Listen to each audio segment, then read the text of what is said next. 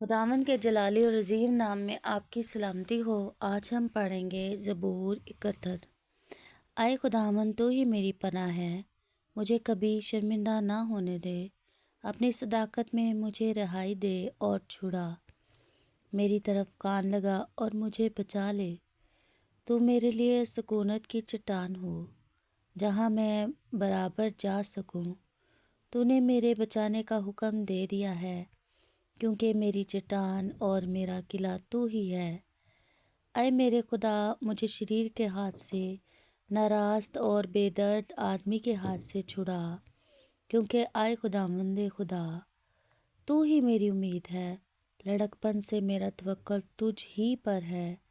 تو پیدائش ہی سے مجھے سنبھالتا آیا ہے۔ تو میری ماں کے بطن ہی سے میرا شفیق رہا ہے۔ سو میں سدا تیری ستائش کرتا رہوں گا۔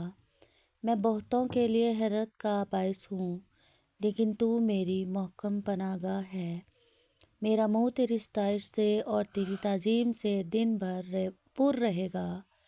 بڑھاپے کے وقت مجھے ترک نہ کر، میری ضعیفی میں مجھے چھوڑ نہ دے، کیونکہ میرے دشمن میرے بارے میں باتیں کرتے ہیں، اور جو میرے جان کی گھات میں ہیں وہ آپس میں مشورہ کرتے ہیں اور کہتے ہیں کہ خدا نے اسے چھوڑ دیا ہے۔ اس کا پیچھا کرو اور پکڑ لو، کیونکہ چھڑانے والا کوئی نہیں۔ اے خدا، مجھ سے دور نہ رہ۔ اے میرے خدا، میری مدد کے لیے جلدی کر۔ میری جان کے مخالف شرمندہ اور فنا ہو جائیں۔ میرا نقصان چاہنے والے ملامت اور رسوائی سے ملبس ہوں، لیکن میں ہمیشہ امید رکھوں گا اور تیری تعریف اور بھی زیادہ کیا کروں گا۔ میرا منہ تیری صداقت کا اور تیری نجات کا بیان دن بھر کرے گا، کیونکہ مجھے ان کا شمار معلوم نہیں۔ میں خداوند خدا کی قدرت کے کاموں کا اظہار کروں گا، میں صرف تیری ہی صداقت کا ذکر کروں گا۔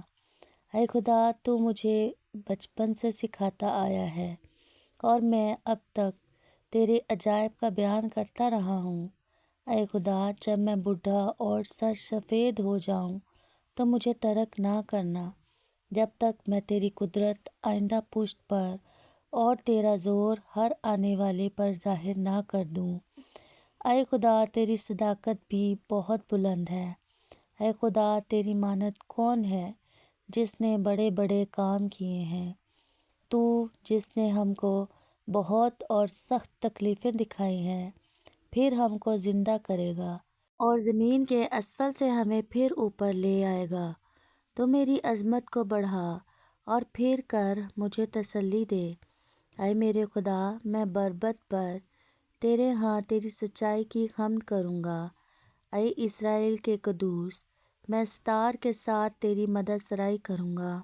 جب میں تیری مدد سرائی کروں گا تو میرے ہونٹ نہایت شادمان ہوں گے، اور میری جان بھی جس کا تو نے فدیہ دیا ہے، اور میری زبان دن بھر تیری صداقت کا ذکر کرے گی، کیونکہ میرا نقصان چاہنے والے شرمندہ اور پشیمان ہوئے ہیں۔